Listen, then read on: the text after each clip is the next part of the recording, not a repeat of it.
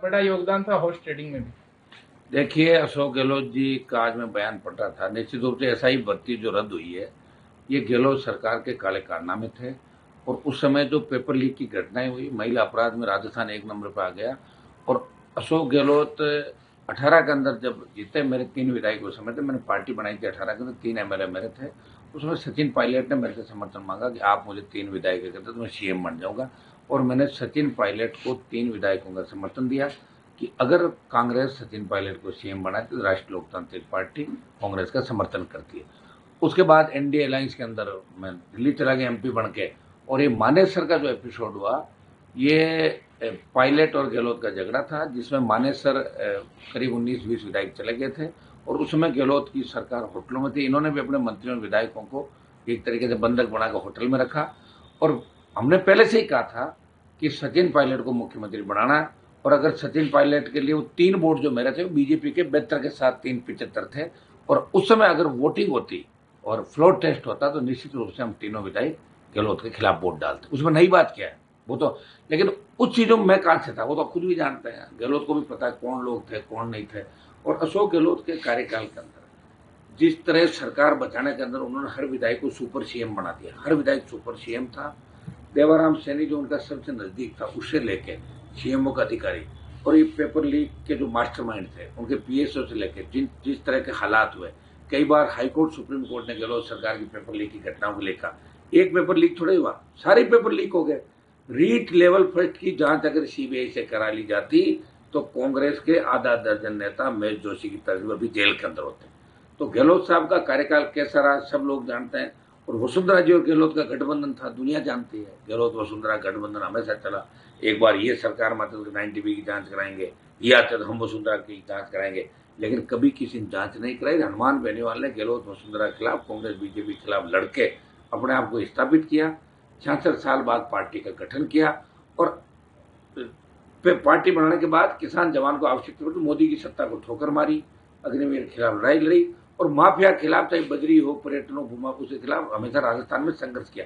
अभी जो पॉपुलरिटी पिछले कुछ समय से आरएलपी पार्टी को मिली है, और जिस तरह लाखों लोग आरएलपी की रैली हमारे, उससे नेताओं के पेट में दर्द है सबके। इसलिए तरह तरह की बातें मिलाएंगे, चाहे काम भी करेंगे, कई अनर्गल बिना सर पैर के आरोप भी लगाएंगे। लेकिन अशोक गहलोत खुद ही इस बात को जानते हैं कि हनुमान बेनीवाल किस तरह का लड़ाका है।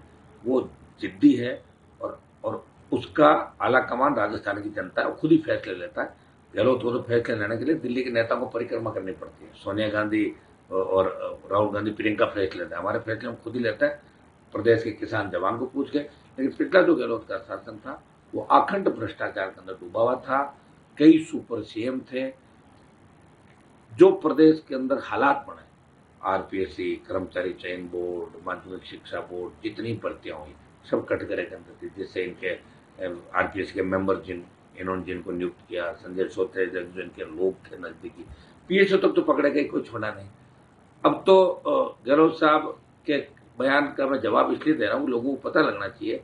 और लोगों की भूलने की आदत है राजस्थान में, नई बात होती, लोग भूलते जल्दी है। बीजेपी को वोट दे देंगे और 5 साल कांग्रेस के लिए तैयार हो जाए। इसलिए मैं राजस्थान के लोगों से भी कहना चाहूंगा, जवानों से, किसानों से, कि आरोप प्रत्यारोप को सुने, ताकत रखें। और हमारे भी लोग आरोप प्रत्यारोप, क्योंकि हम जब लड़ रहे हैं तो निश्चित रूप से हमारी लड़ाई को कमजोर रखने के कई तरह के आरोप प्रत्यारोप लगाएंगे लोग।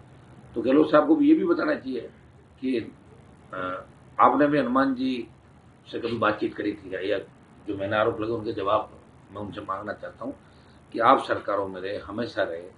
हनुमान बेनीवाल और ये लोग अगर हॉर्स ट्रेडिंग और काम करवाते तो हमें सत्ता में आने से कौन रोकता। मैं तो सत्ता में 2003 में ही आ जाता। मैं तो सत्ता छोड़ के सड़कों पे हूँ। और जो उन्होंने आरोप लगाया वो निराधार है।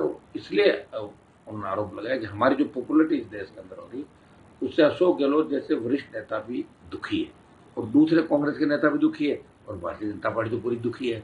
तभी तो भजन लाल जी ने हमारा बिजली का कनेक्शन काट दिया, 2 लाख रुपए भी ले लिए, कनेक्शन भी काट लिए।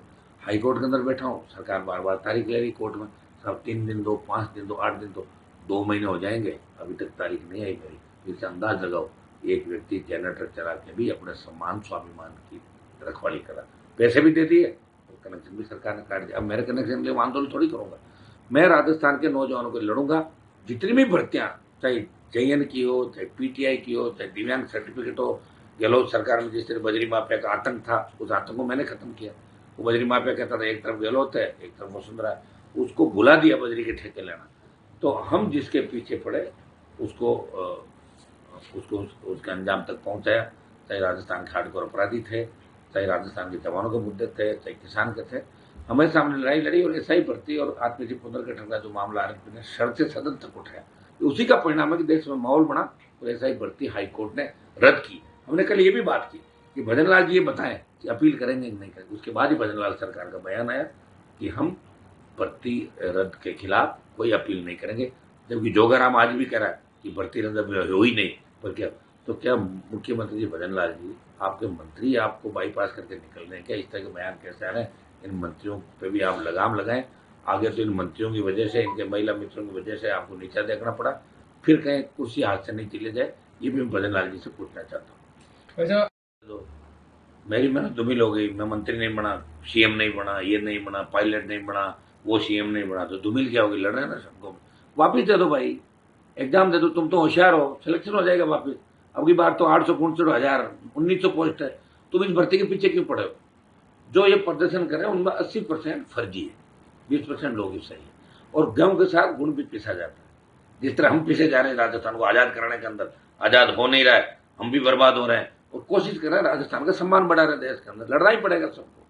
वैसे एक आवश्यकता नहीं है। डॉक्टर साहब बोल देते हैं कई बार, मैं बहुत साथ रहा हूँ उनके, हमने बड़ी लड़ाई लड़ी मिलकर साथ, और ऐसा कोई हमारा इश्यू नहीं था। हो गया वो तो मीडिया का जो चैनल ले रहा था, थोड़ा सा पूछने वाले ने उस बात को अलग तरीके से पूछा, और उससे फिर वो हाइपर इसलिए हो गया। उनके आसपास के जो लोग हैं ना, वो बार बार उनको कहते हैं साहब आप तो सरकार में हो, सरकार में भी अपनी कम चल रही है, और हनुमान जी बैठे हैं, सारा क्रेडिट उनको मिला, बार बार उनको पंच करते हैं। तो कहीं ना कहीं उनके मन में गुस्सा होगा। अब और उन्होंने कह दिया हाँ कोई बात ही नहीं, खत्म हो गया सारा मामला। और ये जो आज जिस तरह पेपर में छपा है, ये मैंने नहीं कहा कि 200 करोड़ रुपए मैंने दिलाया 100 किलो। ये सत्तान गुप्ता ने, श्याम सुंदर काबरा और सत्तान गुप्ता बैठे थे, उन्होंने कहा